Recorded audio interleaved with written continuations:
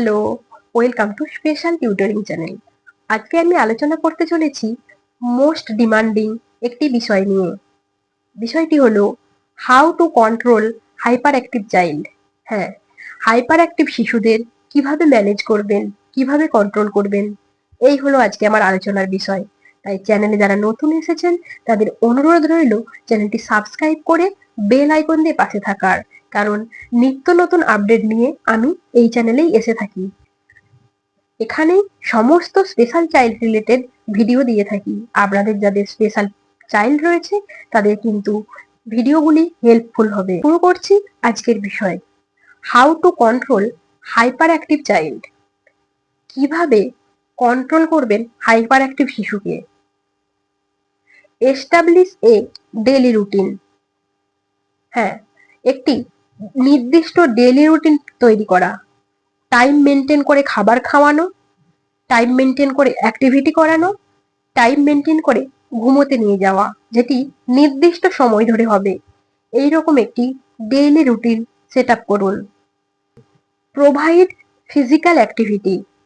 হ্যাঁ, শিশুর জন্য শারীরিক অ্যাক্টিভিটিগুলো অর্থাৎ ফিজিক্যাল অ্যাক্টিভিটিগুলো প্রোভাইড করুন।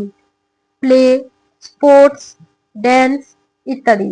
হ্যাঁ, বাচ্চাকে দিয়ে খেলাধুলা, বিভিন্ন ধরনের অ্যাক্টিভিটি, নাচ এগুলি করান, যাতে তার ফিজিক্যাল অ্যাক্টিভিটিটা হবে এবং সে ক্লান্ত হবে, তার হাইপার অ্যাক্টিভিটি এতে রিডিউস হবে। এরপর আসছে ইউজ পজিটিভ রিইনফোর্সমেন্ট। হ্যাঁ, পজিটিভ রিইনফোর্সমেন্ট দিয়ে বাচ্চাকে অনুপ্রাণিত করুন, তার ভালো কাজগুলোকে অ্যাপ্রিসিয়েট করুন, তাকে রিওয়ার্ড রিইনফোর্সমেন্ট দিয়ে অনুপ্রাণিত করুন। এটাও খুব ভালো কাজ দেবে, যেটি পজিটিভ রিইনফোর্সমেন্ট হিসাবে তার জন্য এফেক্ট করবে। এরপর আসছে মিনিমাইজ ডিস্ট্রাকশন গেজেট। হ্যাঁ, যে সমস্ত ইলেকট্রিক গেজেট গুলো তার দৃষ্টি আকর্ষণ করে এই ধরনের গেজেট গুলিকে দূরে রাখুন। শিশুটির সঙ্গে যখন থাকবেন কিংবা শিশুর আশপাশে থাকা টিভি, মোবাইল, ল্যাপটপ, যে কোনো ইলেকট্রিক ডিভাইসগুলি সংযত রাখুন, যেগুলো শিশুর দৃষ্টি আকর্ষণ করে। শিশু পড়তে বসছে, শিশু খেলছে, সে যে অ্যাক্টিভিটি করুক না কেন, তার পাশ থেকে বিশেষত মোবাইল, টিভি, ল্যাপটপ এগুলি দূরে রাখুন। এতে বাচ্চার মনোসংযোগ নষ্ট হয়ে যায় এবং মনোসংযোগ সেদিকেই চলে যায়, যে কারণে তার হাইপার অ্যাক্টিভিটি বেড়ে যায়। তাই মিনিমাইজ রাখুন।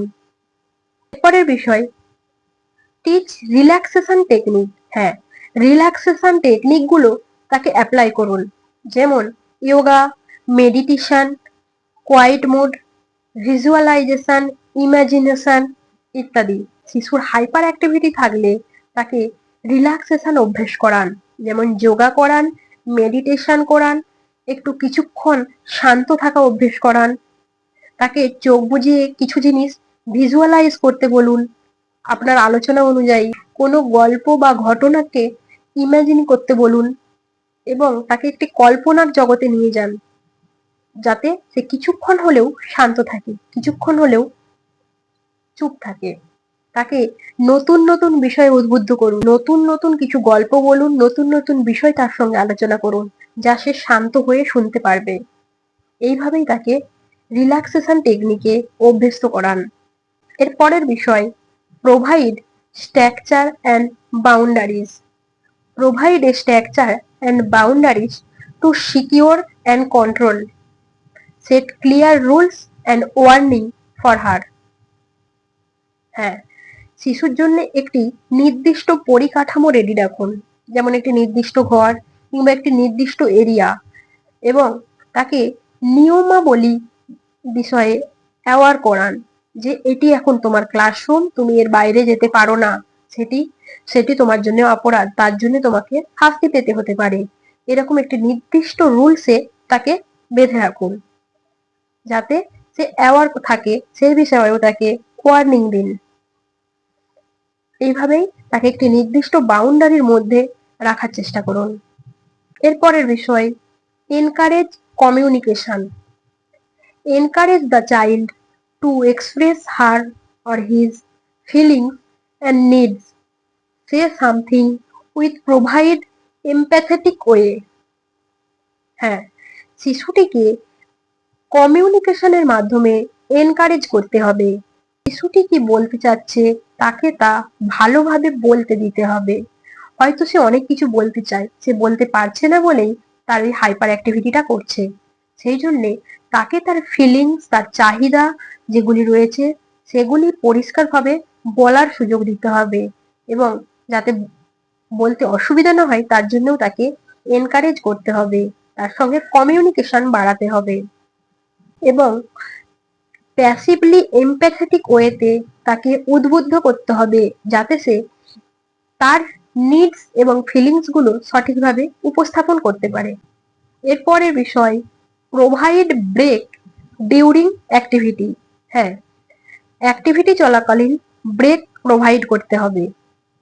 At first, no long term activity, engage short time activity and gap between every activity.